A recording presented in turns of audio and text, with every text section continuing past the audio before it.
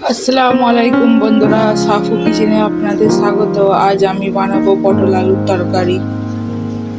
তরকারিটি বানাবার জন্য আমি চুলায় কড়া বসিয়ে দিয়েছি। দিয়ে দেব তেল।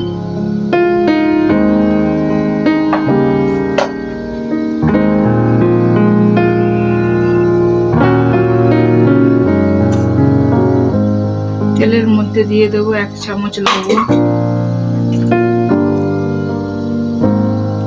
আর দেব 1 চামচ হলুদ গুঁড়ো।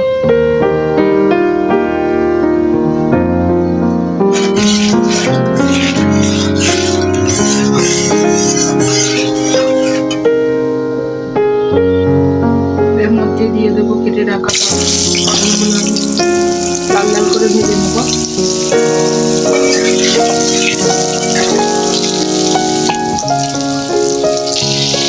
পটলগুলো আমার হালকা লাল করে ভাজা হয়ে গেছে।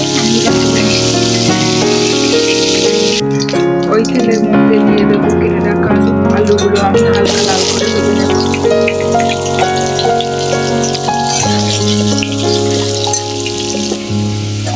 আলুগুলো আমার হালকা লাল করে ভাজা হয়ে গেছে, আমি তুলে নেব।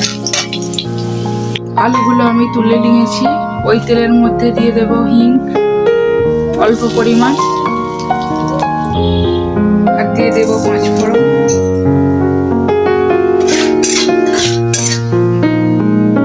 এর মধ্যে দিয়ে দেব পেঁয়াজ কুচি।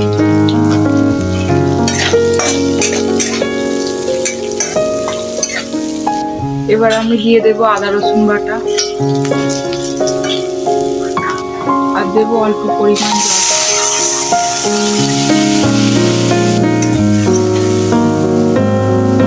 আমি এবার এক এক করে গুঁড়ো মশলা অ্যাড করে দেব। দিয়ে দেব স্বাদ মতো লবণ, 1 চামচ হলুদ গুঁড়ো, 1 চামচ লঙ্কার গুঁড়ো, 1 চামচ ধনের গুঁড়ো, 1 চামচ জিরের গুঁড়ো। সবগুলো মশলা আমি ভালো করে কষিয়ে নিই। আর দেবো অল্প পরিমাণ জল। মশলাটা আমার ভালো করে কষানো হয়ে গেছে, মশলা থেকে তেল ছেড়ে দিয়েছে। এবার এর মধ্যে দিয়ে দেব ভেজে রাখা পটল আর আলু।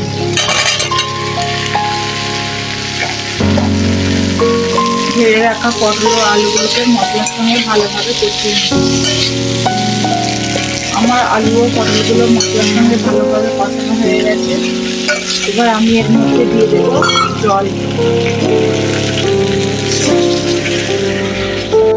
আমি এবার ঢাকনা দিয়ে ঢেকে দেব 10 মিনিট। আমি একবার ঢাকনাটা খুলে দেখে নেব।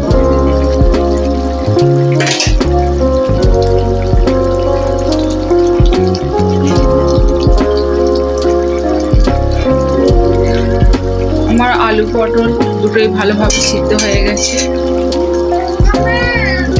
আমি এবার ওপর থেকে অল্প পরিমাণ চিনি ছড়িয়ে নামিয়ে নেব। এই পটল আলুর তরকারিটা আপনারা ভাত, রুটি, পরোটার সঙ্গে পরিবেশন করতে পারেন।